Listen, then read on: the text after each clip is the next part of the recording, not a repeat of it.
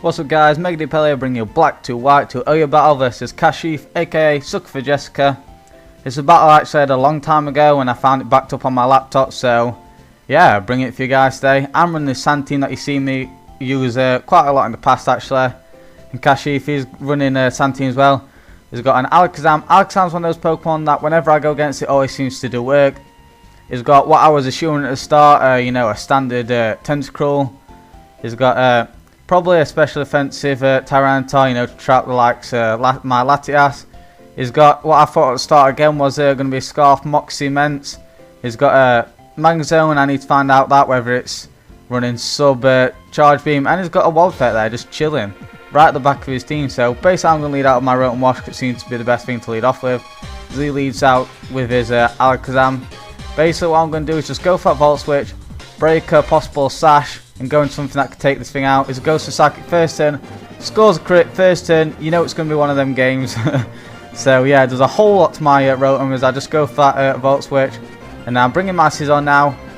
And here I play extremely risky. I'm predicting him to fear the Bullet Punch, go out and something like Magnezone, so I went for that U-turn. But no, he stays in, goes for that Hidden Power Fire, takes out my Scizor, turn 2. So yeah, that's pretty bad for me, but a pretty good play on his part. I'm just sending my Tyranitar now because basically it's the only thing I have to take a hit from this Focus Blast right now. So I have to go for Crunch and take this thing out as opposed to going for a Stealth Rock, something like that.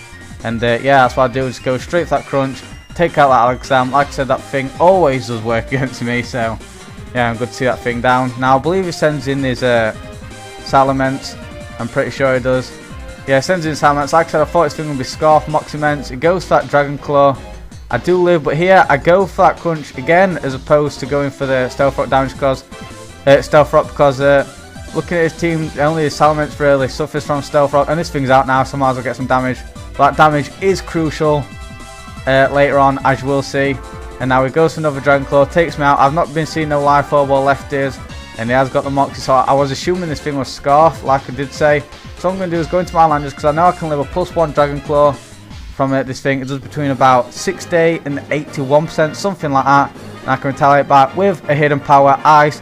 But as you will see, this is why that damage from Crunch was crucial, because it does have the Yachi Berry. But thanks to that early damage from that Crunch from my Tyranitar, my Hidden Power Ice is going to be able to take out that Salamence, so that's nice. So yeah, he bluffed that pretty well. Here he's going to send in his Tentacruel. I know that this thing can live Air Power, so I'm not going to stay in. I'm going to switch, going to my Latias, predicting Skull, some shit like that. But he plays it nice, goes to that Ice Beam. Even if he did go for that, I know I can take that reasonably well with my Latios, and I can scare this thing out with Psy Shock. And yeah, he does have a Tyranitar on his team.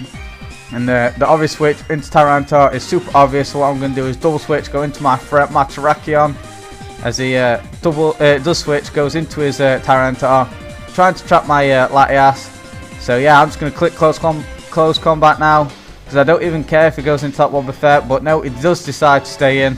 And yeah, his Tyranitar died. Probably could have used it well, because my Latias is pretty threatening to his team actually. So now he's going to send his Wobbuffet just to trap me in and take me out with the counter. I am going to go for that close combat because I'm locked into that thing.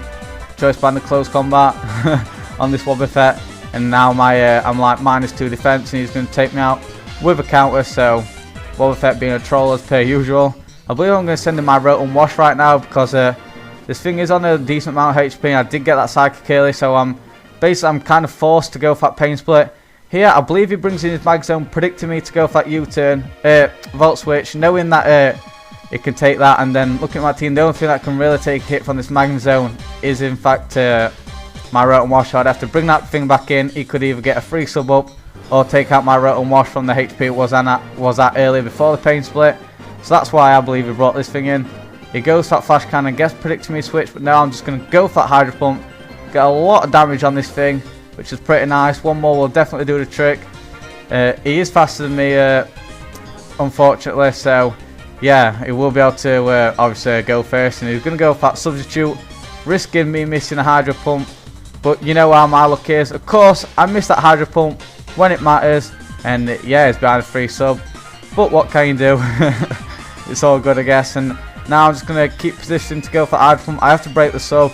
I know he's most likely going to go for that Charge Beam, you know, raising a special attack and whatnot. Then does go for that Charge Beam, does a decent amount actually. kinda. And it does that special attack raise, of course. And now I'm just going to go for that Hydro Pump. Hit this time, break the sub. That's nice. I'm glad I didn't miss again. And yeah, I'm taking more damage from sand and whatnot. And we're going on lefty's back. Here, I am going to go for that Volt Switch actually this turn. Because I know he can't set up another sub. He's going to go for that Flash Cannon. Not too sure why he went for Flash Cannon. Maybe thought I'd switch it out again. But he scores a crit on this Flash Cannon. And it kind of matters a little bit, as you will find out later on. So yeah, he's getting crits and I'm missing all over the place. I'll go for that Volt Switch. I don't quite take out the Magnezone, but it doesn't matter because I can just bring in my Landorus. Of course I'm going to outspeed and take this thing out with an Earth Power. So that's what I'm going to do. Take down this Magnezone, which is getting pretty lucky. So yeah, it's good to see that. Good to see that thing go down. Now he sends out his Tentacruel. I'm just going to go for that Earth Power, try and get some damage on it. Except he surprises the hell out of me. He's running Timid, max speed. A lot of people forget that Tentacruel's base speed is in fact 100. So yeah, 328 speed, higher than 301 because I'm running modest Landorus. So yeah, that's pretty good for him. And here, I go into my Rotom Wash, try and get the Pain Split off as he goes that Giga Drain. It kind of surprised me, but here's where the crit mattered earlier from the Flash Cannon. He wouldn't have to have max damage if he didn't get the crit from the Flash Cannon in order to take me out with that Giga Drain. So I'm just going to send in my Latias, retaliate with the Side Shock, take down that Tentacruel. So yeah, now we're both down to our last. The Wobbuffet versus the Latias. And if you thought things were haxy earlier, wait till you see this bit. Basically, I'm going to go for that Recover. I know he cannot afford to go for that Encore at all. And I was not sure from past experience how much Draco would do to this Wobbuffet. So I'll just get a bit of Sandstorm damage on this thing. So that's real nice. Now I'm pretty confident Draco will kill, except a miss. So he goes for Miracle. Nothing happened that turn. But yeah, now I'm even more confident that the Draco Meteor is definitely going to take out that Wobbuffet. Except a miss again. And would you believe it? After all the Sandstorm damage that you're going to see right now, particularly on his Wobbuffet, it's going to bring him into the range where his Citrus Berry will activate, bringing him back up to a decent amount of HP. I'm not confident that this Draco Meteor will kill it this time. I hit. That 90% accurate didn't screw me over this time, but his health's going down. He survives. Of course he survives. And he's going to go retaliate with that Miracle. So I got screwed over by 90% accuracy Draco Meteor. And he's going to take out my Latias. So GG Kashif.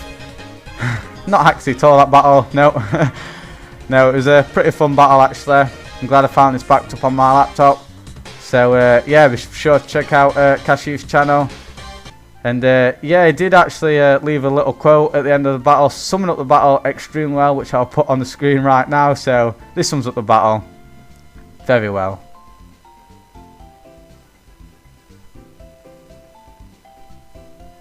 Yep, I would totally agree. But thank you guys for watching. I hope you enjoyed this little haxy battle. Please leave a like, rate, comment, sub, all that fun stuff. And yeah, catch you next time. Alright, bye.